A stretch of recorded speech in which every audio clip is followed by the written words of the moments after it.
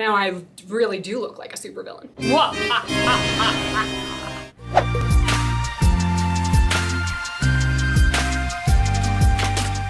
I can't be supervillainous when you're so cute. Yeah, you're so cute. Okay, he's gone now. Hello, super friends, and welcome back to another episode of Superhero Saturday, where we talk about the arts of superheroes, storytelling, and so much more. My name is Annie, and today we are talking about spooky season special editions of all of your favorite stories, whether that's in your favorite TV show, a graphic novel, a comic book, a novel or a movie, whatever. Last December, I actually did this same kind of thing and addressed different types of tropes that only come around once a year, and that time is during the holiday season.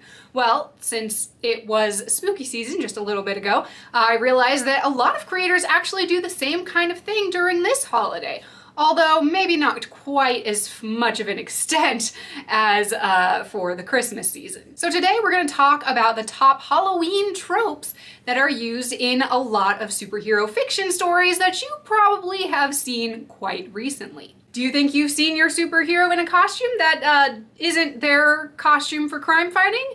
Hit, you probably have. And that actually brings us to the very first item on our long list of tropes for Halloween, which is seeing our normal everyday characters dressed up in costume, whether that's for actual Halloween or for some other kind of costume party, and it's not something that they normally wear in their superheroing lives. In fact, I actually really love it when characters in a superhero story wear costumes that are pretty radically different from their normal everyday costumes, although it is kind of funny sometimes too when you see them wear their normal costume and they get mistaken for a kid in a costume or something, someone out for trick-or-treating. This is always my favorite part of Halloween season. I actually really couldn't care less about scary things and horror movies and all of that kind of thing, but I love dressing up in costume. I mean, obviously, that's part of what got me to starting this channel. So seeing your own favorite characters in costume actually kind of gives me the same kind of vibe, which I love to see. Another classic trope for a Halloween-themed episode is for one of the characters to tell a spooky story, and that story turns out to be true. Maybe. Depending on the genre that your story starts out with, or the subgenre, this story may start out as just kind of like a spooky tale that these characters used to tell when they were kids or something, and everyone gets a little scared because it's spooky season, and then either they think for a minute that it might actually be real, it actually turns out to be real and they have to defeat the bad guy, or it just kind of like peters off and they're like, oh yeah, that stuff's not real. We just live in a world of superheroes and supervillains. That's perfectly normal. Also in the kind of theme of Halloween is having the characters in your story go out trick-or-treating, or possibly doing some of the other less positive type of traditions, let's say, for the Halloween season, like egging someone's house or pranking them into being scared. Usually if it's some kind of like minor misdemeanor or something like that, it usually doesn't turn out well for the characters and they might end up learning a lesson about, you know, this is just a holiday for fun, not a holiday for being mean to people for no reason. Another concept that is frequently mentioned, especially in a bunch of different holiday type stories, is talking about the origin of the holiday itself. Whether that is Samhain or Dia de los Muertos or whatever we kind of think that Halloween came from. Fortunately, the Americanized version of Halloween is pretty far distant from most of these like origin stories.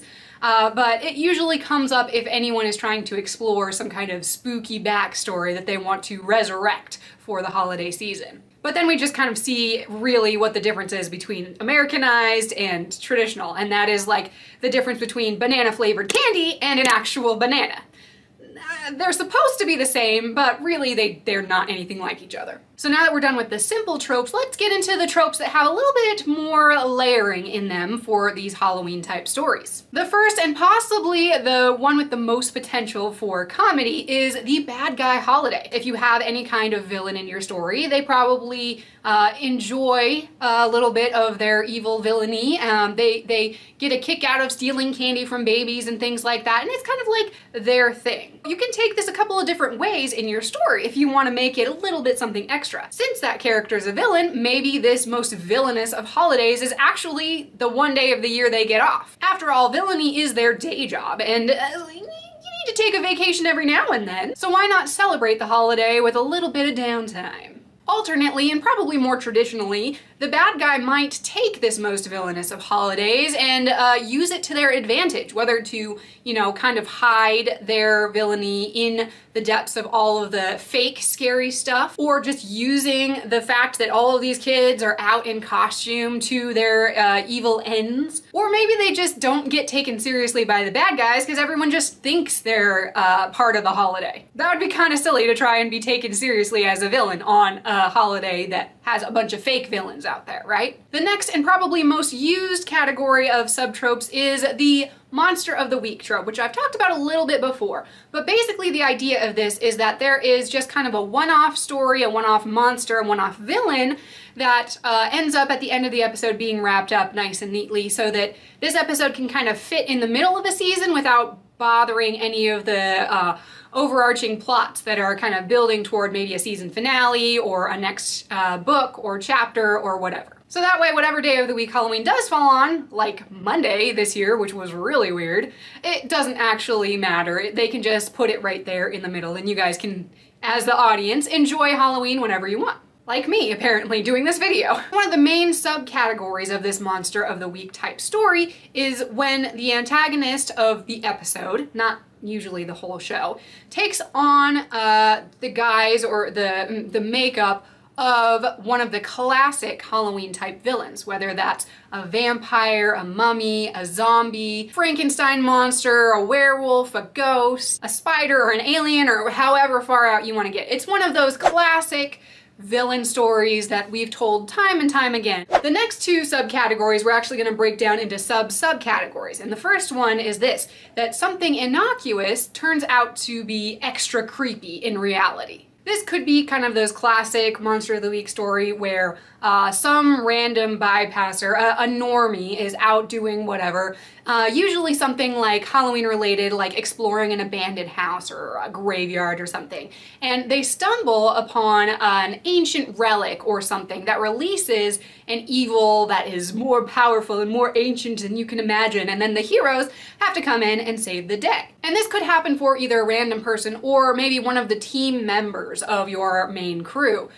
Typically maybe a sidekick or someone who just tends to attract trouble wherever they go. Or it can be the hero who actually finds this ancient relic and then they get taken over by the badness, and so all of a sudden they start acting extra villainous and maybe merciless and cruel, and the rest of the team's like, yo, dude, what is going on with you? Are you just really getting into the holiday spirit or what? So they're not quite sure what's going on until, oh crap, yeah, this is actually going downhill pretty fast. We need to save the day and save the hero. Another way you can do this is just to have your main team kind of going through a pretty typical ordinary Halloween season, you know, trick-or-treating or handing out candy or enjoying a scary movie of some kind, and then they stumble upon some kind of evil plot in progress and have to remember that, oh yeah, as much as we like to make fun of scary stuff during this season, there is actual evil that exists in the world and we have to overcome it at every turn. I like this one. I think it lets you have still the fun of the holiday season, the lightheartedness, and then also puts a contrast on it that reminds us of reality, but also the reason why we celebrate and have a good time with each other. Another way you can do the Monster of the Week trope is to have a classic Scooby-Doo style reveal, which is where something that seems like it's extra creepy actually turns out to be pretty innocuous. So this is a lot of what we've already talked about, but flipped. So either the hero or a random bystander or one of the sidekicks stumbles across what looks like some kind of ancient evil drawn up from the depths to wreak havoc on the world, but is actually just kind of like some teenagers pulling a prank or something like that, and they just, for some reason, made it look really real and everyone freaked out for a minute. Alternately, it could be some kind of like cunning, mysterious plot is coming out of the woodwork. Bonus points if they target the hero and their team specifically, but then it turns out to be like maybe this threatening video that they released was just made by some guy in a basement who was just making big grandiose plans with no follow-through. Pretty silly, but it also reminds us that the internet is a place where you can fake quite a bit of stuff and people will believe it. The last category that we have is the scary episode. And by this, I don't just mean that it's a little bit frightening or that it's rated a little bit higher than Y7. I mean an episode that is specifically designed to dip its toes into some things that are past the realm of just scary and maybe even into the world of terrifying and horrifying. The dark scariness of Halloween that I usually like to gloss over. This does depend a little bit on what genre or subgenre your story takes place in to begin with. So a lot of times what will happen is a show that might be a little bit more lighthearted or campy could take on a little bit more of a serious tone. And for this episode only, they really go hardcore into, you know, all of the terror and horror type genre tropes to draw the audience into a genuinely scary episode. If they're pulling on genres that are kind of outside of their normal realm and making it extra scary, that's where this lands. I just want to note that if you're considering doing one of these types of episodes for your own story, whether it's in whatever medium, comic book, you know, graphic novel, book, series, what have you, this trope really works well to draw in those audiences that do enjoy those types of works. To an extent. Sometimes those people already know all of these tropes and things and they're like, I can see this a mile ahead. Like, you're not doing anything that every scary movie before you hasn't already done before, and therefore it becomes not scary to them. Alternately, it does also kind of alienate folks who are not really into that, which they probably started watching this show because it's more lighthearted, or they started reading this comic because it's fun and they have a good time with it. They're maybe not interested so much in those genuinely scary type of shows, which is why they picked it. So just consider what you might be doing to your audience, where you might be targeting your story when you start putting it together with some of these genre tropes from other universes, basically. Doesn't mean you can't do it, and it doesn't mean that it can't be done right so you make everyone happy, but it can be a little too scary if you go too far. So pick your poison, I guess. Ooh, very Halloween. Another version of this is the Ripoff show, where it tends to follow the story and kind of the plot arcs that are pretty typical from other very popular works. For example, like the Phantom of the Opera or The Mummy or Christine, or any kind of car that comes to life, that kind of thing. They follow and basically rip off the stories that are almost public domain at this point and apply them to their own universe. This can be really cool because then you can like enjoy the ride as it goes along and say, oh yeah, I can see where you're getting that. But also it just applies to your own characters and you get to see how they interact if they were placed in this kind of story, just as a one-off. It can be really fun and it can be a little bit scary at times. The last trope, and I think this is the one that probably works in most of the Halloween specials that are out there, is the concept of fear itself. What is fear? What does it mean to overcome it? And what is its purpose in our lives? There's nothing to fear other than fear itself, or something, whatever that quote is. It could be a time where the characters might be confronting their own phobias, or it might take on a little bit of an after-school special vibe with a lesson at the end about how the true meaning of courage is being brave in the face of danger and going forward in spite of it. It can really drive a little bit of character development for the people in the show that tends to get glossed over a little bit and pushed more into a B-plot on other episodes. At this point, they can really shine and make that development the core aspect of the story. Since this story is all about Halloween and all about spooky season, what better time than now to bring out those subplots and make them kind of central concepts for this brief moment in time.